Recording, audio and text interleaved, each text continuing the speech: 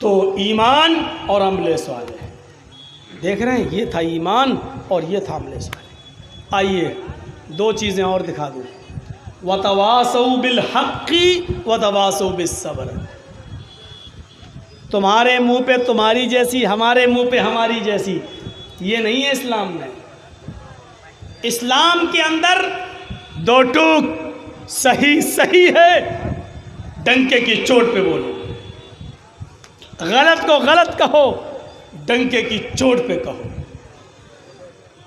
है गलत तो गलत, ऐसा भी कर लो वैसा भी, तुम्हारे मुंह पे तुम्हारी जैसी, हमारे मुंह पे हमारी जैसी, नहीं। वतवासौ बिल हक़, हमेशा हक बात कहो। और सबसे बड़ा जिहाद तो अल्लाह के नबी ने यही बताया है, अफजलुल जिहादी कलिमतुल हक़, हक बात बोलना सबसे बड़ा जिहाद है। और सबसे बड़ा जिहाद बादशाह के सामने हक बात कहना। दुनिया में ऐसे बहुत से लोग गुजरे हैं, तवाफ़ कर रहे हैं, हज़रत अब्दुल्ला इब्ने उमर, सालिम इब्ने अब्दुल्ला इब्ने उमर, हज़रत अब्दुल्ला के बेटे, यानी उमर फ़ारूक के बेटे अब्दुल्ला और अब्दुल्ला के बेटे सालिम। तो सालिम इब्ने अब्दुल्ला इब्ने उमर खाने काबा का तवाफ़ कर रहे हैं, उमर फ़ारूक के पोते, और उनके जिस्म पर जो एहराम है उसमें जोड़ ही जोड़ लगे हुए हैं, पैबंद ही पैबंद लगे हुए हैं। और उस ज़माने का खलीफा, उस ज़माने का मक्के का गवर्नर, मक्के का ज़िम्मेदार हिशाम इब्ने अब्दुल मलिक, हिशाम इब्ने अब्दुल मलिक जब देखता है तो पूछता है लोगों से, ये कौन आदमी है जिसके पैबंद लगे हुए हैं? लोगों ने बताया ये हज़रत उमर फ़ारूक के पोते हैं, हज़रत सालिम। इतना बड़ा अमीरुल मोमिनीन का पोता और इतना गरीब। तवाफ़ के दौरान हिशाम इब्ने अब्दुल मलिक ने अब्दुल्ला इब्ने सालिम इब्ने अब्दुल्ला से कहा, सालिम क्या तुम उमर फ़ारूक के पोते हो? उन्होंने कहा जी। मुझे जानते हो? कहा नहीं। कहा मैं हिशाम इब्ने अब्दुल मलिक हूँ, इस इलाके का ज़िम्मेदार। मैं चाहता हूँ कि मैं तुम्हारी कुछ मदद करूँ, तुम्हारी हालत मुझे देख के तरस आ गया है। इतनी बड़ी ज़मीन का मालिक हज़रत उमर, 22 लाख मुरब्बा मील पर हुकूमत करने वाली शख्सियत, और उसका पोता अब्दुल्ला, उसका पोता सालिम। यह हाल है कि उसको एक एहराम में भी 20-20, 22-22 जोड़ लगे हुए हैं, पहनने के लिए एहराम भी नहीं। तुम जल्दी से तवाफ़ करो, जल्दी से नमाज पढ़ो और मेरे साथ चलो, मैं तुम्हें कुछ देता हूँ बैतुल माल से। हज़रत सालिम इब्ने अब्दुल्ला मुस्कुराते हैं और मुस्कुरा कर कहते हैं, नी ला अस्तही मिनल्लाहि अन असला फी बैतिही गैरा। हिशाम, मैं इस वक्त खाने काबा में हूँ, अल्लाह के घर में हूँ, और अल्लाह के घर में होते हुए मुझे अल्लाह से शर्म आती है कि उसके घर में होते हुए मैं किसी गैर के सामने अपना दामन फैलाऊं, मैं किसी से भीख मांगूं, मुझे शर्म आती है अल्लाह से। क्या जवाब दिया? मुझे शर्म आती है, अल्लाह के घर में हूँ, अल्लाह से शर्म आती है कि उसके घर में होते हुए किसी गैर से मांगूं। नहीं, हिशाम की बड़ी। अब नीतीश हमसे अगर कह दें कि जर्जी साहब बोलो, मांगो, क्या मांगते हो? मैं पूरे बिहार का मालिक हूँ, बोलो क्या चाहते हो? तो हम तो ऐसी ऐसी चीज़ें मांग लेंगे कि भाई उसके पास से क्या जा रहा है, दे देगा। गौर करो सालिम इब्ने अब्दुल्ला ने क्या कहा, अल्लाह के घर में अल्लाह से शर्म आती है कि उसके घर में होते हुए किसी गैर से मांगो। तो कितनी बड़ी इंसल्ट हो गई। खाने काबा का तवाफ पूरा हो गया, हज़रत सालिम ने 2 रकात नफिल नमाज भी पढ़ी मकाम इब्राहीम पर। फिर दोनों हाथों को उठाया, रफ़ा यदैहि लस्समा, दोनों हाथों को उठाकर उन्होंने अल्लाह से दुआ भी मांगी। हिशाम देख रहा है कि सालिम इब्ने अब्दुल्ला दुआ मांग रहे हैं। दुआ मांग कर जब ये बाहर निकलते हैं तो हिशाम इब्ने अब्दुल मलिक चौराहे पर एक रास्ते में इनको पकड़ लेता है और कहता है, अल-आन खरजत मिन बैतिल्लाह, फसल। आए सालिम, ये तो अल्लाह का घर नहीं है।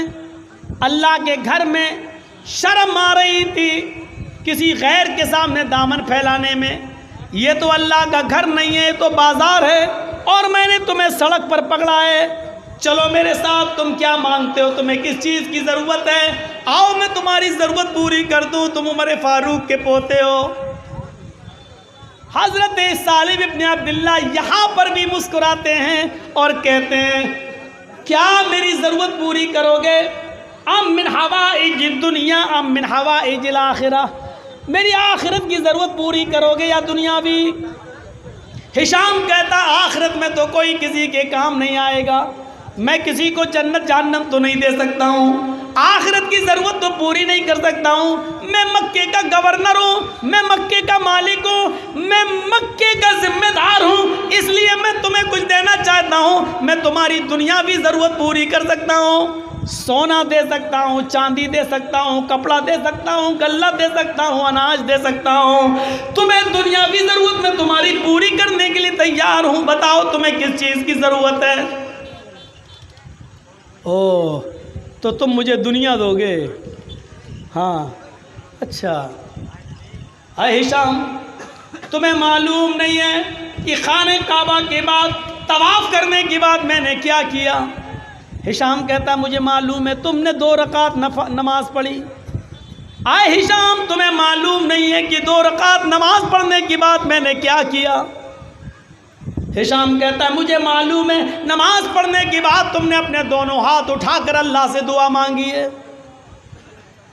आए हिशाम, इतना तुम्हें मालूम है, लेकिन ये नहीं मालूम है कि मैंने हाथ उठाकर अपने रब से क्या मांगा है। और सुनो सुनो, बड़ी इबरतनाक वाक़या है बड़ा। हिशाम कहता, हाँ मुझे ये नहीं मालूम कि तुमने अपने रब से क्या मांगा। ये मालूम है कि तवाफ़ किया है, ये मालूम है तवाफ़ के बाद 2 रकात नमाज पढ़ी है, ये मालूम है कि नमाज के बाद दुआ मांगी है, लेकिन ये नहीं मालूम कि दुआ में क्या मांगा।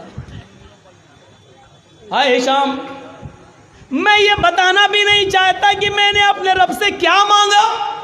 ये मैं जानता हूँ और मेरा रब जानता है, लेकिन इतना बता देता हूँ, तुम मुझसे बार बार कह रहे हो कि मुझसे सोना मांगो, चांदी मांगो, कपड़ा मांगो, अनाज मांगो, गल्ला मांगो, दुनिया मांगो।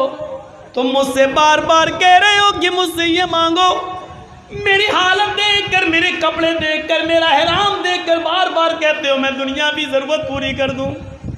ऐ हिशाम, मैंने अपने रब से क्या मांगा ये तो मैं तुझे नहीं बताऊंगा, लेकिन तू बार बार दुनिया मांगने का सवाल कर रहा है, तो मैं इतना बता दूं कि जब मैंने अपने रब के सामने हाथ फैलाए और दोनों हाथ फैलाकर जब अपने रब से दुआ मांग रहा था, तो माँ साल तो दुनिया मैयम लिखुहा फ़कैफ़ा सलुहा मन ला यमलिकुहा। तो जब मैं अपने हाथ फैलाकर अल्लाह से दुआ मांग रहा था, तो दुनिया तो मैंने उससे भी नहीं मांगी। माँ साल तो दुनिया मैयम लिखुहा, सोना तो मैंने उससे भी नहीं मांगा, चांदी तो मैंने उससे भी नहीं मांगी, दौलत तो मैंने उससे भी नहीं मांगी, गल्ला और अनाज तो मैंने उससे भी नहीं मांगा।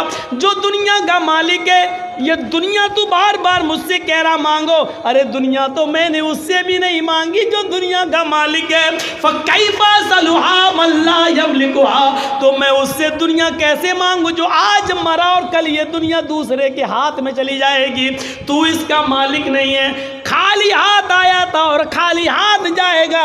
जब दुनिया का कुछ हिस्सा है ही नहीं तेरा, तो मैं तुझसे क्या मांगू। चल, नहीं मांगता, मुझे मेरे हाल पे छोड़ दे। गौर कीजिए, ऐसे लोग गुजरे इस दुनिया में, हक बात बड़े बड़े लोगों के सामने कह दिया करते। अल्लाह के नबी ने भी तो यही कहा था, ये काफिर सूरज उखाड़ के लाए मेरे दाहिने हाथ पे ला के रख दें, चांद तोड़ कर लाए और बाएं हाथ पे ला के रख दें, ऐसा कर नहीं सकते, लेकिन ऐसा कर भी डाले, दाएं और बाएं हाथ पे लाकर रख दे, ये तो मुमकिन है। लेकिन मैं हक कहने से रुक जाऊं और दावत हक से चूक जाऊं या छोड़ बैठूं, ये मुमकिन नहीं है। आए मेरे चचा, चचा ने बुलाया था ना अबू तालिब ने, बेटे ये तुम्हें मार डालेंगे, कत्ल कर देंगे, छोड़ दो इनको, इनके हाल पर तुम दावत व तबलीग मत करो। तो क्या कहा था चचा जान, आप प्रेशर बना रहे मेरे ऊपर, मेरे बेटे मेरे ऊपर इतना बोझ मत डालो कि मैं बर्दाश्त न कर सकूं। तुम्हें कोई छेड़ेगा मारेगा तो सबसे पहले तुम्हारा ये चचा अबू तालिब गिरेगा, उसको तकलीफ होगी। मेरे ऊपर इतना बोझ मत डालो कि मैं बर्दाश्त न कर सकूं। तो क्या कहा चाचा जान, अगर आज आप अपना हाथ मेरे सर से उठा रहे तो उठा लीजिए, मेरे सर पर अल्लाह का हाथ है, उसकी मदद है मेरे ऊपर, मेरे साथ। अय चचा, अगर ये काफिरीन मक्का सूरज लाए 9 करोड़ 30 लाख मील की बुलंदी पर, लेकिन ये ले आए चांद 2,40,000 मील की ऊंचाई पर, ये ले आए दाएं और बाएं हाथ पर लाकर रख दें, ये तो करना इनके लिए मुमकिन है, लेकिन मैं बाज आ जाऊं ये मुमकिन नहीं है। यानी अल्फाज दीगर, सुई के सुराख से ऊंट दाखिल नहीं हो सकता, लेकिन अगर ऊंट दाखिल हो जाए ये तो मुमकिन है, ये तो हो सकता है, लेकिन मैं अल्लाह की दावत छोड़ दूं और दीन हक से बाज आ जाऊं ये मुमकिन नहीं है। मैं नहीं छोड़ सकता, मैं ऐसा नहीं कर सकता। इमाम मालिक का तसव्वुर देखो, इमाम मालिक कैसे कोड़े मारे गए थे, उनको हाथ पैर शल पड़ गए थे, इतना मारा कि दोनों हाथ उठते नहीं थे। जुर्म क्या था? सिर्फ इतना कि उस जमाने के बादशाह को किसी गरीब की बीवी पसंद आ गई थी और वो बड़ी खूबसूरत थी। उसने सारे मौलवियों को बुलाया और कहा कि ये औरत पर मेरी नीयत ख़राब है, बताओ ये औरत मेरी कैसे बनेगी। कहा ये तो बहुत बुरी बात है भाई, किसी की बीवी को आप अपना क्यों बनाना चाहते हैं। उसने तिरहम और दीनार की थैलियाँ फेंकी। मौलवियों ने कहा ये तो बहुत आसान है,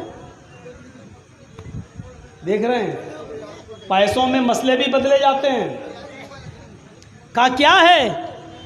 कहा आप पावर में हैं, आप उस आदमी की गर्दन पर तलवार रखवा दीजिए, बस कत्ल मत कीजिए, और तलवार रख कर कहिए अपनी बीवी को तलाक दे वरना गर्दन उड़ा दूंगा, और वो तलाक दे देगा।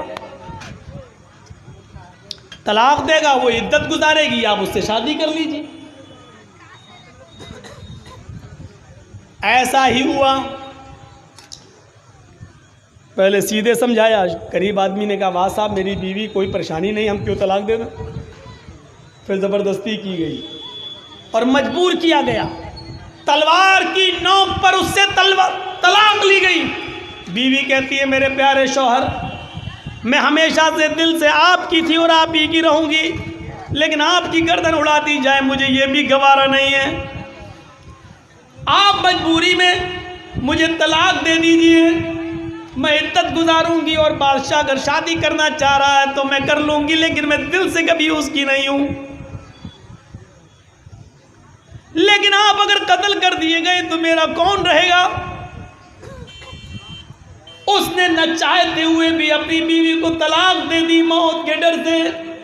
तलवार उसकी गर्दन पर रख दी गई, मौत के डर से उसने तलाक दे दी। क्या है मेरी बीवी, मैंने तुझे तलाक दी। इद्दत गुजारने के बाद बादशाह ने उससे शादी कर ली।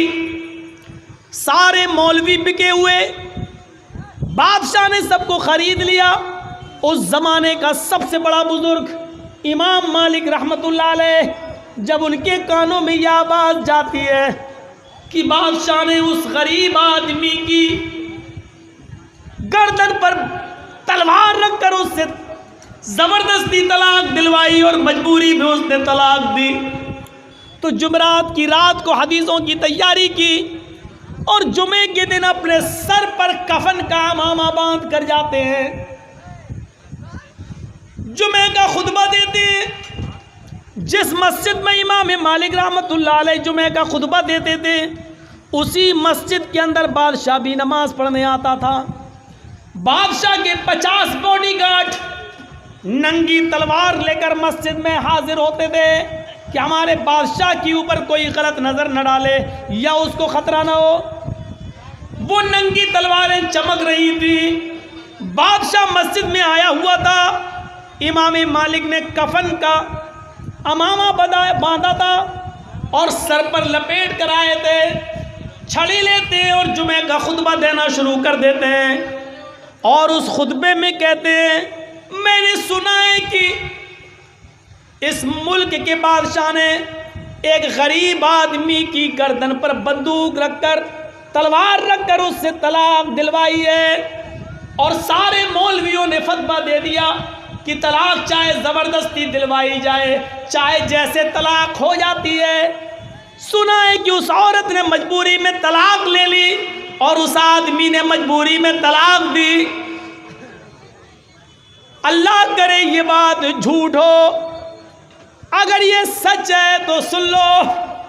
जनाबे मोहम्मद रसूलुल्लाह सल्लल्लाहु अलैहि वसल्लम ने फरमाया है, इन्ना तलाक़ल मुकरिहा लैसा बिशै, ज़बरदस्ती दिलवाई हुई तलाक तलाक नहीं होती है। इन्ना तलाक़ल मुकरिहा लैसा बिशै, ज़बरदस्ती दिलवाई हुई तलाक तलाक नहीं होती है। अगर तलवार रखकर तलाक देने पर मजबूर किया तो वो तलाक ही नहीं हुई है। और बादशाह ने उस औरत से अगर निकाह किया है तो बादशाह हरामकारी कर रहा है, उस औरत के साथ जिना कर रहा है। खुतबा देकर ख़त्म करते हैं। इमाम मालिक को मालूम था कि अब मेरा अंजाम क्या होगा। उन्होंने नमाज पढ़ाई। मैंने कहा ना, हर किसी का दिल इतना मजबूत नहीं होता है कि वो डंके की चोट पर हक बात कह दे और बादशाह के सामने कह दे, ये तो मुमकिन ही नहीं। लेकिन इमाम मालिक को मालूम था, अपने घर पे कह के भी आए थे कि बीवी मेरा इंतज़ार मत करना, कह के भी आए थे। इमाम मालिक रहमतुल्लाह अलैह ने जब ये फतवा दे दिया, आए और नमाज पढ़ाया। नमाज पढ़ाने के बाद जैसे ही मस्जिद से बाहर निकलते हैं, लोगों को मालूम है, उस मस्जिद के मुसल्लियों को मालूम है, उस मस्जिद के नमाज पढ़ने वालों को मालूम है कि इमाम मालिक अब नहीं बचेंगे। मस्जिद से बाहर निकलते ही इमाम मालिक को उन 500 बॉडीगार्डों ने गिरफ्तार कर लिया और पहले उनको बादशाह के दरबार में लाया गया। बादशाह ने पहले प्यार से समझाया। इमाम मालिक कहते हैं, आपका प्यार सराहों पर, लेकिन हदीस अपनी जगह पर, इन्ना तलाक़ल मुकरिहा लैसा बिशै, ज़बरदस्ती दिलवाई हुई तलाक तलाक नहीं होती है। फिर उनके सामने दिरहम और दीनार की थैलियां फेंकी जाती हैं कि ये ले लो, मसला बदल दो। इमाम मालिक रहमतुल्लाह अलैह का जवाब ये था, दिरहम और दीनार को देखा तो बादशाह के सामने उन्होंने अपना पैर फैला लिया। बादशाह ने कहा कि आपका जवाब चाहिए। इमाम मालिक कहते हैं कि मेरा फैला हुआ पैर आपको जवाब दे रहा है। कहा मैं समझा नहीं। इमाम मालिक रहमतुल्लाह अलैह जवाब देते हैं कि बादशाह के सामने पैर फैलाने वाला बादशाह के सामने कभी हाथ नहीं फैलाता।